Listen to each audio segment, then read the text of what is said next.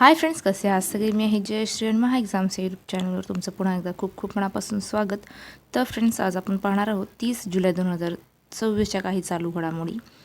त्याआधी जर चॅनलवर नवीन असाल आणि चॅनलला सबस्क्राईब केलं नसेल तर महा एक्झामचं यूट्यूब चॅनल नक्की सबस्क्राईब करा. चला तर मग वळत आपल्याच्या विषयाकडे. तर भारताचे बुद्धिबळ दिग्गज विश्वनाथ आनंद यांनी इंटरनॅशनल बुद्धिबळ महासंघाच्या हंगामी अध्यक्षपदाची सूत्रे हाती घेतली आहेत. हे पद भूषवणारे ते पहिले भारतीय ठरले आहेत. केंद्रीय मंत्री प्रल्हाद जोशी यांच्याकडे केंद्रीय शिक्षण मंत्रालयाचा अतिरिक्त कार्यभार सोपवण्यात आलेला आहे. पुढे पाहूया. महाराष्ट्र सरकारने पर्यावरणास अनुकूल उद्योगांना प्रोत्साहन देण्यासाठी राज्याचे पहिले बायोप्लास्टिक धोरण जारी केलेले आहे. 23व्या राष्ट्रकुल क्रीडा स्पर्धा 2026चे उद्घाटन स्कॉटलंडमधील ग्लासगो येथे करण्यात आले. पुढे पाहूया. भारतातील पहिला 100 MWH क्षमतेचा व्हॅनेडियम रिडॉक्स फ्लो बॅटरी प्रकल्प गुजरात राज्यात उभारण्यात येणार आहे. राहुल हिमालयन यांच्याकडे Indian railway catering and tourism कॉर्पोरेशनच्या अध्यक्ष आणि व्यवस्थापकीय संचालक पदाचा अतिरिक्त कार्यभार सोपविण्यात आलेला आहे. पुढे पाहूया.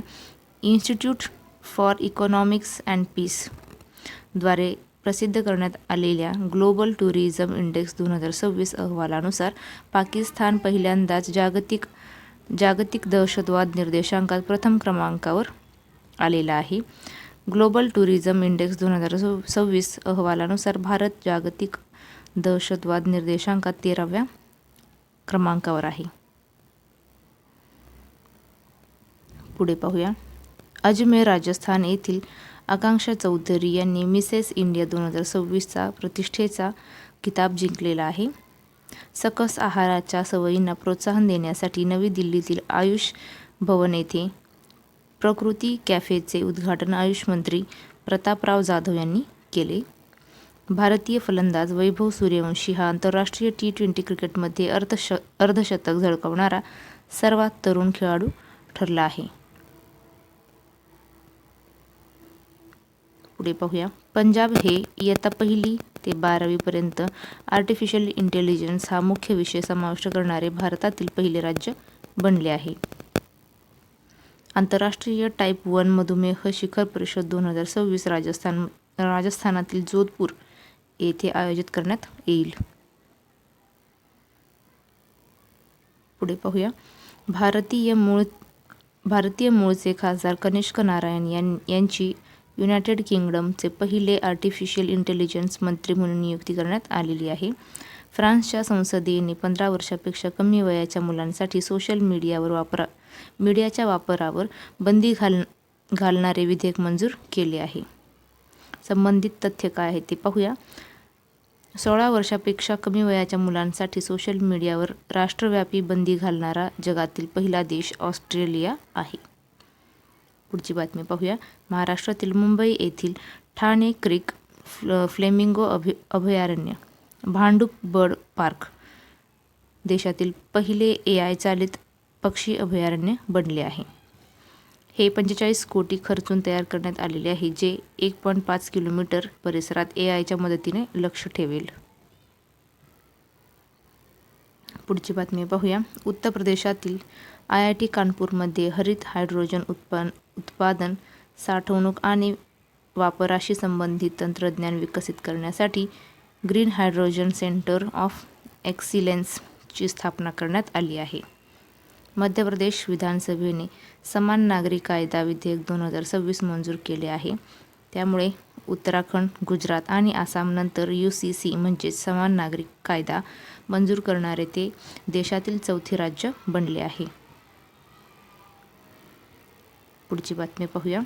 इतिहासात प्रथमच भारतातील कोलकाता बंदरातून थेट व्यावसायिक मालगाडी नेपाळच्या पूर्व भागातील बिराटनगर कस्टम्स यार्ड येथे पोहोचली आहे. भारताची स्पेंड मॅनेजमेंट कंपनी अॅनकेशने कर्मचाऱ्यांचे खर्च व्यवस्थापन सोपे आणि पारदर्शी करण्यासाठी देशातील पहिले UPI linked meal card launch केले आहे. केंद्रीय दळणवळण व ईशान्य क्षेत्र विकास मंत्री ज्योतिरादित्य शिंदे यांनी मेघालयात 175.45 कोटी खर्चाचा लाकाडोंग हळद अभियान गोल्डन स्पाइस लॉन्च केले आहे. पुढे पाहूया. 23वे कॉमनवेल्थ गेम 2026चे आयोजन 23 जुलै ते 2 ऑगस्ट 2026 दरम्यान स्कॉटलंडच्या ग्लासगो येथे केले जाईल. भारतातील रेडिओ प्रसारणाची ऐतिहासिक सुरुवात वर्ष 1927 लक्षात घेऊन दरवर्षी 23 जुलै रोजी राष्ट्रीय प्रसारण दिवस साजरा केला जातो. पुढची बातमी पाहूया.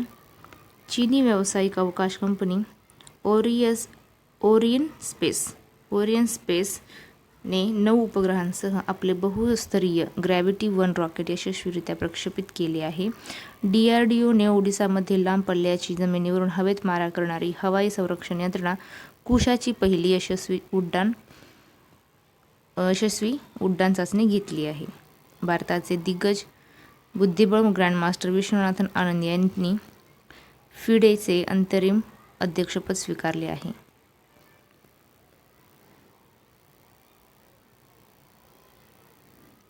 पुढे पाहूया.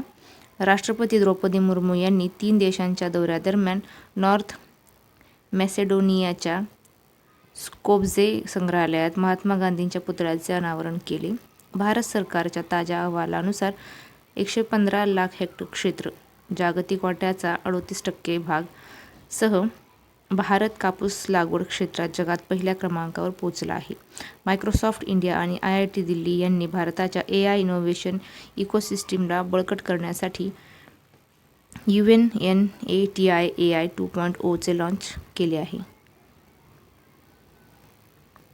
पुढे पाहूया. अरुणाचल प्रदेशातील लोहित नदीवरील प्रस्तावित 1200 मेगावॅट जलविद्युत प्रकल्पामुळे जगातील सर्वात दुर्मिळ व्हाईट बेलिड हेरॉन